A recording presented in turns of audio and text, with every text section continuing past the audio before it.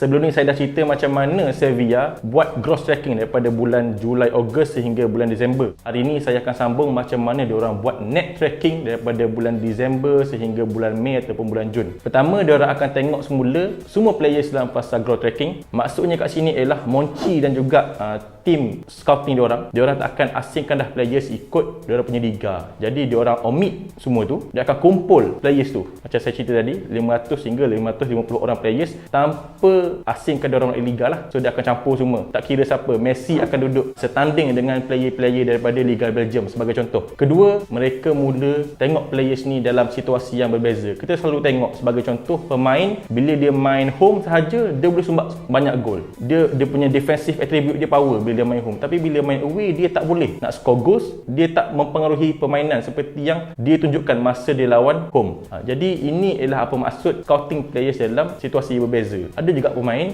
bila dia main international dia power, tapi bila dia main kelab dia tak power. Itu ialah maksud scouting players dalam situasi yang berbeza. And then players akan diperhatikan oleh scouts yang berbeza. Saya bagi contoh, scout A tadi dia dah scout Liga Inggeris dan dia keluarkan nama seorang player. Sebagai contoh Aaron Wan-Bissaka. And then bila sampai fasa scout lain tengok players tu, scout A tak akan terlibat lagi dah. Dia akan duduk tepi, and then 11 orang lagi scout akan tengok Aaron Wan-Bissaka. Jadi pada awalnya diorang ada satu file Aaron Wan-Bissaka daripada scout A, and then dia akan jadi 11 lagi file tentang Aaron Wan-Bissaka. Jadi secara keseluruhan sebenarnya net tracking ni akan menambahkan lagi report seorang pemain. Ada orang tanya Monchi, kenapa susah-susah buat tracking macam ni? Kenapa tak jumpa terus manager dan tanya player macam mana yang dia nak? Saya bagi satu contoh, masa zaman Sergio Ramos main untuk Sevilla, masa tu Monchi menyimpan harapan yang diorang boleh kekalkan Sergio Ramos, tapi offer daripada Real Madrid datang dan diorang ambil Sergio Ramos daripada Sevilla. Masa tu Sevilla ada sedikit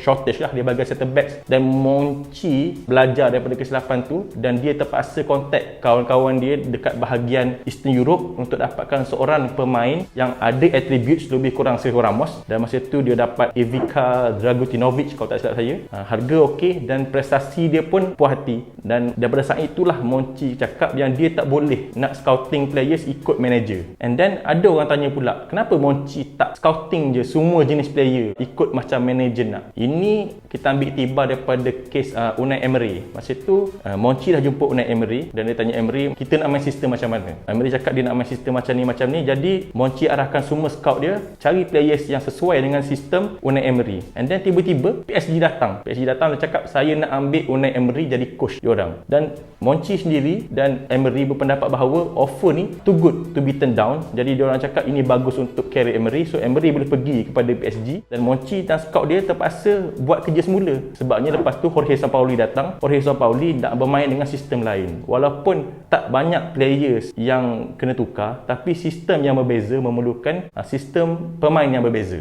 So jadi diorang akan rugi masa lah kat situ. Sebabnya kita dah cari players yang kita nak main serang pakai flanks, tapi bila datang manager lain dia tak nak, dia nak main serang ikut middle. Jadi benda tu akan membawa satu set player lain-lain lah.